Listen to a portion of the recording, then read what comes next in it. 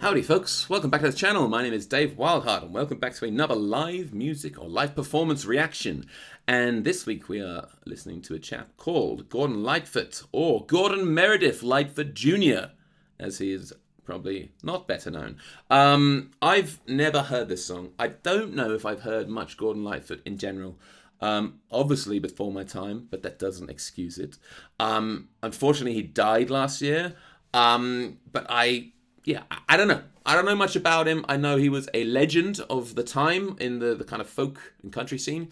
And what I just learned, because I did some actual research, is that he's Canadian. So that's very exciting. I'm in Austria, by the way, so no one thinks that I'm just some, like, idiot American or something. Obviously, from my wonderful English accent, you can tell. What else do I know about him? Not much. I had a little look through the lyrics. We're listening to a song called The Wreck of the Edmund Fitzgerald.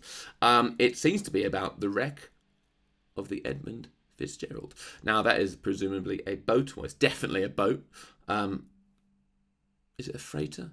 It might not be a freighter. They mention freighters, but I don't know if that means it's a freighter. It's a big boat that got wrecked. I think 29 people were on board and they were all killed. It was in November. I don't know what year. I'm thinking, what am I thinking? From the way it's written, late 1800s. Someone will hopefully know when it was actually wrecked. But the lyrics, they read like an old poem. Like, just the way he wrote it. I mean, I'm very excited to hear how he sings it. But the way it's written is like just a beautiful poem. It's wonderful images. It's got all these place names. Some of them I don't know. A lot of them I do know. Even if the ones I do know, it's like a foreign lands to me, you know? So I'm very excited. I'm not going to talk anymore because it's quite a long video. Probably won't stop it much or at all. I'm just gonna let's get into this, guys. Live in Reno. Thank you.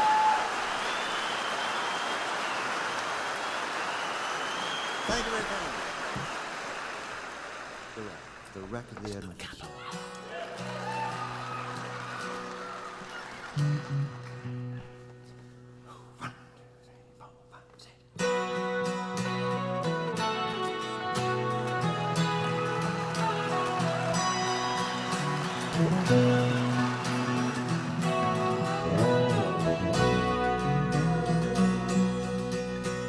The legend lives on from the trip on down of the big lake they call Gitchagoonie.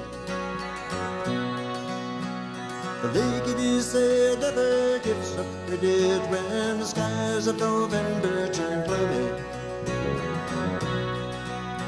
But the load of iron ore, 26,000 tons more than the Edmund Fitzgerald weighed empty. That big ship and crew was a bone to be chewed when the gales of November came running. The ship was the pride of the American side, coming back from some mill in Wisconsin. As the big freighters go, it was bigger than most, with a ground-up captain well seasoned, concluding sometimes with a couple of steel guns when they left fully loaded for Cleveland. Then later that night when the ship's bell rang, could it be the north wind they'd been feeling?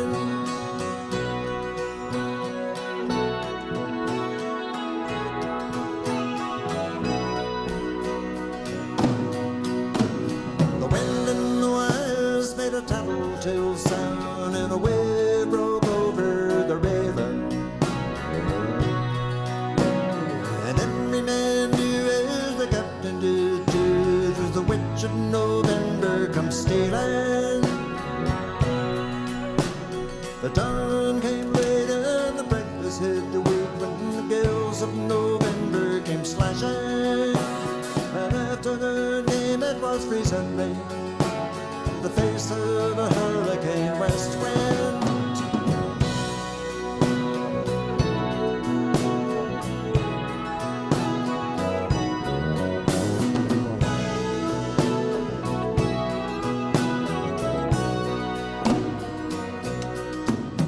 When the supper time came, the old cook came on deck saying, fellas, it's too rough to feed you.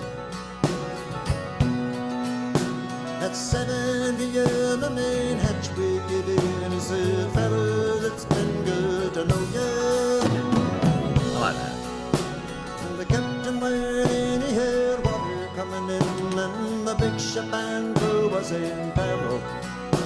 Then later that night when his lights went out of sight, came the wreck of the Edmund Fitzgerald.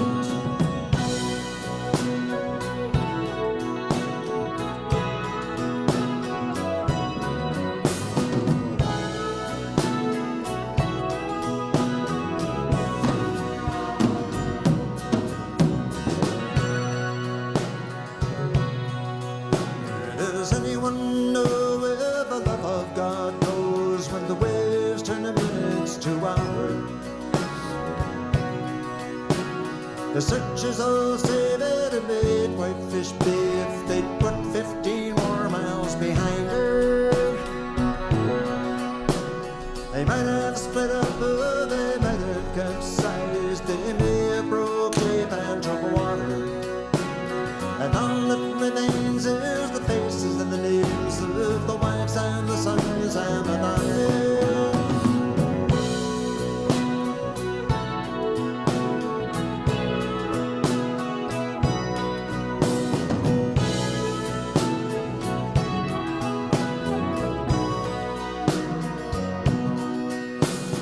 Like Huron Superior sings in the rooms of her ice water mansion. Oh, Michigan steams like a young man's dreams. The islands and bays are for sportsmen. And farther below Lake Ontario, takes in what Lake Erie can send her. And the iron boats go as the barons all go with the gales of November, remember.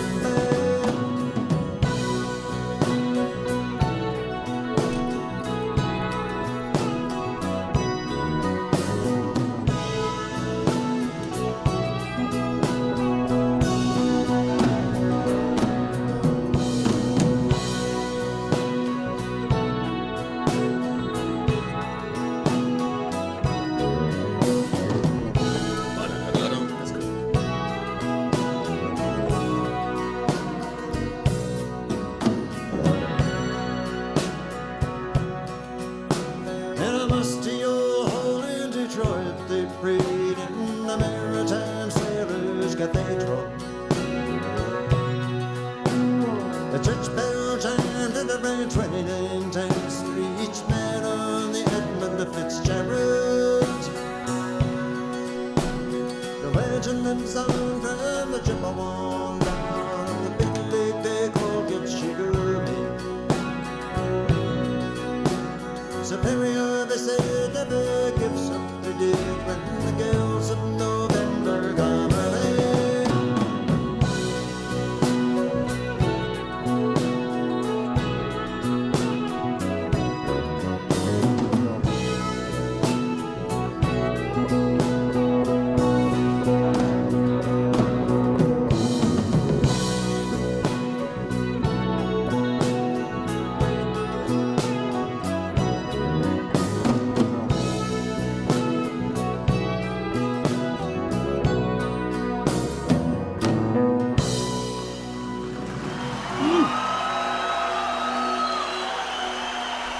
Thank you very kindly. We'll be right back.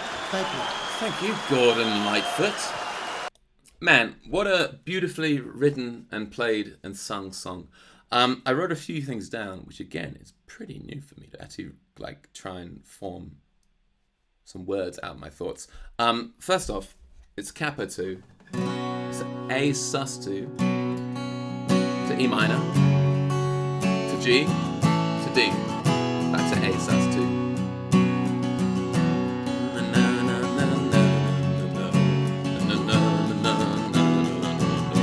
For me, obviously, completely in the wrong key for me to sing.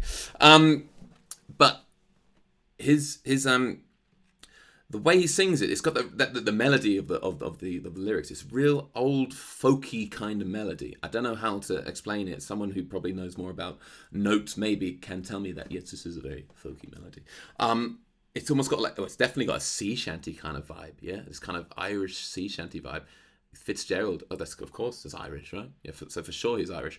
Oh no, his name's Lightfoot, not Fitzgerald. Okay, is he? Does he come from Irish? Is he an Irish descendant? Aren't we all? Yeah, but it's real kind of folky sea shanty kind of vibe. I love it when the drums came in. So it started off kind of just mellow, just with him, and then the drums come in and it really gives it that a little real kick to it. Also, we're playing a 12 string again. I seem to be checking out so many videos with 12 strings. Maybe I should get a 12 string. Guys, everyone watch this video and maybe I can make some money and buy a 12 string. Thank you. Or join the Patreon, which I do not upload to. Yeah, all jokes aside, it kind of it reminded me a little bit of Bob Dylan's Hurricane in the way that it's written. It's just, there's no chorus. It's just a poem. It's a series of verses of prose into kind of this beautiful kind of tale of this, well, beautiful tale, this tragic tale of what happened to the ship.